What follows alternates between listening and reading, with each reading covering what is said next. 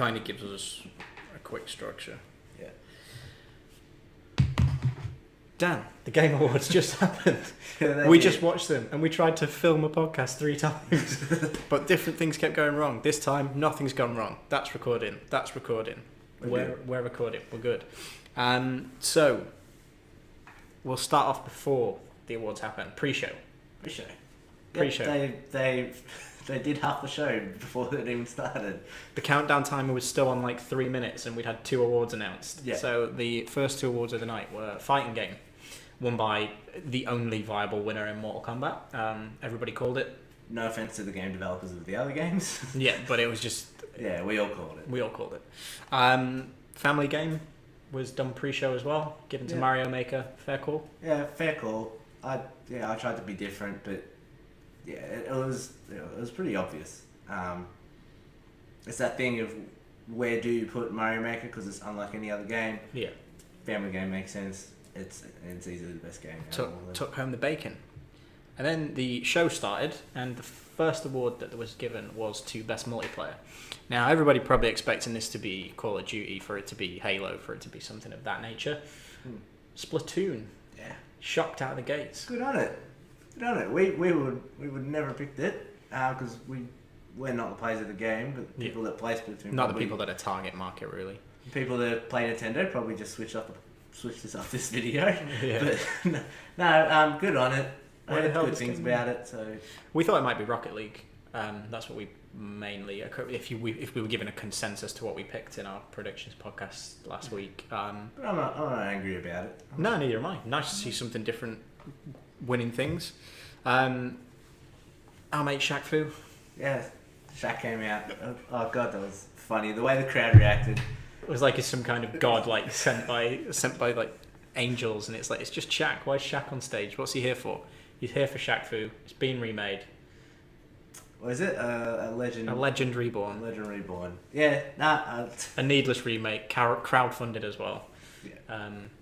You said it. Like, yeah. We're not gonna play it, but it looks alright. Like, so, not much worth dwelling on with it. Esports team, again, another kind of not a minor award. All these awards are big awards, but just to what speaks the most and has the most talking points. Optic won it. I'm guessing by a landslide. When I checked in like the polls, there's like 80% of the vote. Like, they were never not going to win it. They're the most established Call of Duty franchise. They look so small when Shaq handed they were handed them the award. It's like this 7-foot monster, and it's like, Jesus Christ. But well done to them. Continues to grow as an organisation. They've got a huge YouTube fan base. Yeah. Props to them. Then it was us getting to awards time with an announcement made about a studio you want to talk about a little bit. Telltale gave us Batman. Yes, they did. And we were trying to pick it as the trailer was playing. Suicide Squad. Suicide Squad. Yeah, and I was like, it's definitely comics, and like just the bullet holes in the kind of black and white. Yes, I was like, Suicide Squad. I thought we were going to get what WB are working on, but no, Telltale are doing Batman. Yeah, and and I was trying to think who could it be, and I was trying to think of developers that maybe has been dormant for a while and we haven't heard of, and they'd come out with this announcement, and it's like, no, Telltale are making another game. Another one. So let's touch on that for a minute. So this year we've had Game of Thrones. Yes. Successful enough. It's not as critically well received as Tales from the Borderlands, which was this year. Yeah. What else but did still, they do this year? Still a good game considering. Fantastic yeah, game. It's not. It's like it's got its audience, right? It's like all of these things. They've got their audience. Yeah. Game of Thrones has got its audience, but like Minecraft Story Mode, I've not played any of it, but Telltale are fucking doing it. Yep. So then we go on to next year. And look at what they've got coming next year. So Batman is 2016. It was announced for 2016. The Wolf Among Us Season 2 slated for 2016. Yeah. Which I have to check on, because if I heard of that, I would have had that in my brain. So I need to figure out when that's coming. It needs to come fairly soon. It was one of that and The Walking Dead finished a couple of years ago now. And The Walking Dead is another thing that they announced a little bit later in the show, but to save us to and fro with Telltale, The Walking Dead's getting a spin-off. Yeah, 3 episodes. With Michonne, 3 episodes. Which I reckon I actually kind of like the fact that knowing that we have a Walking Dead season 3 coming in 2017, it's nice having a little just 3 episodes. Here you go, kind of like what 500 Days was. Yeah, in a just way. something to keep you kind of moving along. That's 2016 too. That's February. So they've got Batman, they've got Walking Dead, and you've got to think that if The Wolf Among Us comes out next year, that's their 3 for next year. And then one of those will probably bleed into 2017. Yeah. When we get Marvel and Walking Dead season 3 and whatever else they're doing, Game of Thrones season 2. Yeah. Like that. But that studio must have got enormous from what I can tell, because it's expanding rapidly. They're doing so much. Minecraft, that'll bleed into next year as well. They're only at episode 3 now. Telltale are the talk of the town with all these properties. Next was Best Narrative, another award. Get into the more serious awards. Her Story won. Yeah. Which and also do you think won. it was fair cop? Yeah, it was probably in my top 2. It was probably my second. I thought with the amount of regard that Tales of Borderlands got, being once is what Telltale do, is grab other properties and make it feel like that world. I thought Tales would have got it, but I think I would have had Her Story second, just by the way the narrative is told to you in that strange way, because I played it last week. We can't forget that it was in a category with The Witcher 3 and Life is Strange as well. Yeah. They were games which should have, and not should have, because should have, but they could have easily just walked out. Yeah, it was between those 4. I didn't want Until Dawn to win. No, we discussed nothing against the game, but it doesn't belong in the narrative category. Her Story, while we're on it, as you were about to allude to, won something else. Yeah, so one for best performance in The Witcher 3. Yeah, apparently in The Witcher 3. Yeah, that was a bit embarrassing for her. I feel sorry for her. Yeah. But no, good on her. I was thinking, Cunnington, the girl that played Lara Croft. Yeah. I thought I was going for her just because of the fact that she had performance catch as well as the voice, but this one arguably so because it was so different. That's why it won both of you. I think it's so different. It's something that it was far out of the left field. It still constitutes as a game, but like you, I thought Lara was probably going to take it. The little bit of mocap that they showed, in doing in the sort of sizzle reel before the award. It's the one that stood out, right? Yeah, it's like she's climbing out of ice and stuff. It's like, this is brilliant. But no, that's 2 gongs for Her Story. And another one that was announced just because it was announced during the proceedings was the best game for Impact, which Life is Strange got. Yeah. Which I found strange, no pun intended. Her Story put off this narrative and performance, and then Life is Strange got the Impact.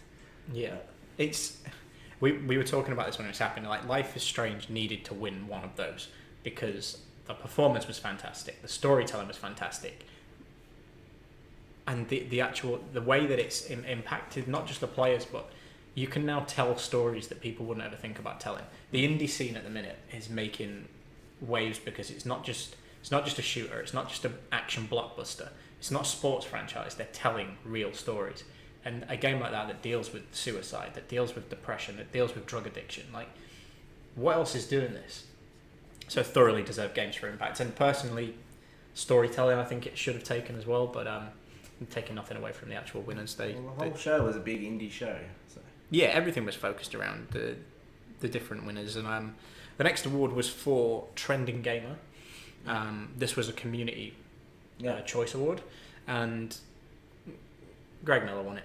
Yeah, we called it. We were all going for it. We were all going for it. It was looking quite unlikely. I mean, we were playing along with the Xbox pick your winner thing, and when I selected Greg Miller, he had 6% of the people playing vote. PewDiePie had 37 or something, and as we said in the podcast, full marks to him for what he's achieved, but he's just not. We're not his target. And none of us really care for it. Whereas, kind of funny, Greg Miller speaks to us, speaks to our demographic, thoroughly admire what they do, and and his speech was fantastic. Very gracious, but at the same time very thankful for not just what enables I suppose his fucking bread and butter, his money, what it brings in. Like it was a thank you to the industry on pretty much everyone's behalf, which was lovely to see. Life is Strange. We just talked about taking home its Game for Change. There was a nice sort of moment that Reggie came out to sort of not acknowledge the life of, like, celebrate the life of Satoru Iwata. Very, very classily done. Like it was obviously a very well written speech. It's not something he just got up on stage and made up out of the top of his head. It was articulate. It was brilliant. Like it was emotionally moving, and the sort of the complimenting, like, little best bits moment that they had after was a nice touch as well. Yeah, I did think he probably concentrated a little bit. Like, it's really hard when you have someone like that who was so instrumental in the game industry as a whole. But coming from him, it also would have been a little bit nice just to hear a bit more about his relationship with him too, as opposed to what he gave the industry, like, on a personal. Because we can go read up about what he's done and that, and whatnot. Like, the speech was really good, so I'm not trying to, like, diss the speech or anything. But yeah, like, when there's someone up there that was so close, and no one in that room was as probably close as to him as Reggie. Yeah, so that would have been nice. But it was a really good speech, and it was a good send off. I didn't mind that time they had the music on that one. Yeah, that was the one kind of musical performance where you're a bit like, yeah, this is deserved. Like there should be a few minutes where we celebrate someone who's changed so much, like the console launches he's been a part of, the games that he's helped, actually make it to retail that were maybe struggling. So yeah, very, very classy, very touching. Developer of the year, getting into sort of the heavy hitters again. Bethesda could have won this. Mm-hmm. Anyone could have won it, but who won it? CD Projekt Red, which we had that discussion when we did our podcast last week. Was, well, should the developer and the game of the year be synonymous with it? Should they be the same, because they're basically doing different things? Or will they try and go different? Will they try and split it between Fallout and Witcher 3, because they've been the two outstanding games of the year? But not to take away from other things that were in the category as well, were Kojima Productions were in there. They were never going to win it. Well, we want to talk about that. No, we'll talk about that later when we get there. But very, very deserved for CD Projekt. We said that, and the reasons that Alana outlined as well, like the support. Fan service, the support, the way that they've given free DLC throughout the year, they're invested in the expansions. They're all about pleasing the fans, and it was very nice when they sort of accepted the awards, saying like this isn't just, it's not just about like Witcher 3. It's about the combination. It's about the combination of everything that got us here. Like it was very, very nice to see. Next was I called this one, and I picked your choice on the little runaround game for the art direction. With Bloodborne was your choice. I called Ori and the Blind Forest. I said it in our podcast last week, and Ori and the Blind Forest deservingly taking it. The art direction in that game is phenomenal. Yeah, well, that was my runner-up pick. And it was an award presented by Phil Spencer. We should have kind of cottoned onto that a little bit quicker, but very well done to those guys. That game's the most beautiful game I played all year, like, hands down. Another indie game which won a couple of awards, like Her Story and like Rocket League. Another indie winner, which we can't. You can't deny the power that the indies have had, not just over this evening, but over this year as well. Like, a lot of focus has been put on the AAA games that have come out, because they've all been fantastic. It's the ones people have been waiting for from Bethesda, from Konami, give it with Metal Gear, like these things that we've been waiting for since the start of this generation. But fair play, well done to the indies. Next announcement was Rocket League is making a move over to Xbox. Yeah. You said I thoroughly understand why you think it was pretty much a given. So you had much more of a surprise. I was quite surprised by it. Yeah, so my thinking was, because it wasn't ever published or helped out by Sony in any way, I was like, well, eventually this will just go to Xbox. Yeah. Maybe the whole thing with that was because they gave the PS Plus. It launched on PlayStation Plus. Maybe that was the sort of deal. And it's always that juggling act with with those indies, like, do they put it out and hope they sell more than what they can get up front if PlayStation pay them straight away and say, "Oh, let's put it out." Which happened, and it carried on selling. And when it's a small game, and they probably just wanted to at least get some money back for what they've made, and they'll wear whatever, and then it just blew up. So now they can probably afford to go over to Xbox, and I just had a thought we should definitely play Drunk Rocket League. that would be really fun. That should happen. Yeah. We should stream it live on the interwebs. Next up, fuck Konami. This was literally the worst and best part of the show. Period. Because leading up to it, you're like, alright, this is when they're going to announce Konami, Kojima, and Xbox. Someone, Xbox, Sony, anyone. Kojima's doing something, and he's here. Yeah, because you literally said it, and then the camera went to what's his name? Sorry, the presenter. I keep forgetting his name.